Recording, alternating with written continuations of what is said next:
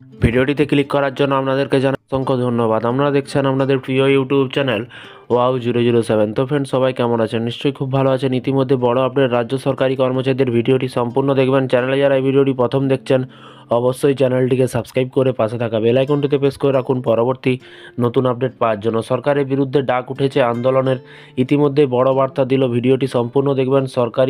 সরকারের বিরুদ্ধে ডাক উঠেছে আন্দোলনের। কি বলা হয়েছে?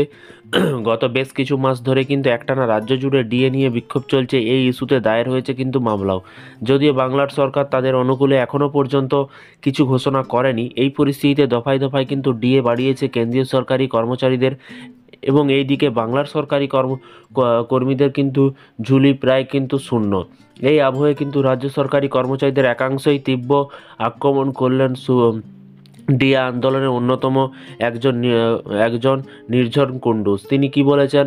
তিনি বলেন, অনুগত কর্মচারীদের জন্য খুব শীঘ্রই চালু হবে ডিএসসি। সুপ্রিম কোর্টে বকেয়া ডিএ মামলার শুনানি পিছিয়ে যাওয়ায় বাংলার রাজ্য সরকারি কর্মচারীরা হতাশা প্রকাশ করছেন, এবং সাম্প্রতিক সংগ্রামী যৌথ মঞ্চের আহ্বায়ক ভাস্কর ঘোষ বলেন, বিগত 2 বছর ধরে শীর্ষ আদালতে এই মামলা কিন্তু চলছে। এমন গুরুত্বপূর্ণ একটি মামলা এখনও শুনানি না হওয়ায় কিন্তু ভীষণ।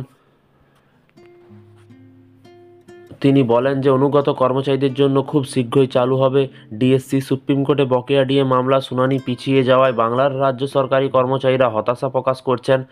সাম্প্রতিক সংগ্রামী যৌথ মঞ্চের আহ্বায়ক ভাস্কর ঘোষ বলেছেন, বিগত 2 বছর ধরে শীর্ষ আদালতে এই মামলা চলছে। এমন গুরুত্বপূর্ণ একটি মামলা এখনও শুনানি না হওয়ায় ভীষণ হতাশাজনক। এবং সংগ্রামী যৌথ মঞ্চের তরফ থেকে বলা হয়েছে যে দেশের অধিকাংশ রাজ্যের সরকারি কর্মচারীদের সর্বভারতীয় মূল্যসূচক অনুযায়ী কিন্তু মহার্ঘ ভাতা দেওয়া হচ্ছে, তবে এই বিষয়ে পশ্চিমবঙ্গ সরকার একেবারে ব্যর্থ। তো ফ্রেন্ডস, বিষয়টি বুঝতে পারছেন। এই ছিল আজকে একটি ছোট্ট আপডেট সংগ্রামী যৌথ মঞ্চের কে কী বলছে, এবং সংগ্রামী যৌথ মঞ্চের মুখপাত্র ভাস্করবাবুর প্রতি মুহূর্তের আপডেট পেতে এবং সংগ্রামী যৌথ মঞ্চের লেটেস্ট আপডেট পেতে চ্যানেলটিকে সাবস্ক্রাইব করে রাখুন পরবর্তী নতুন আপডেট পাওয়ার জন্য। ভালো থাকবেন, সুস্থ থাকবেন এবং নিজের খেয়াল রাখবেন। Thank you.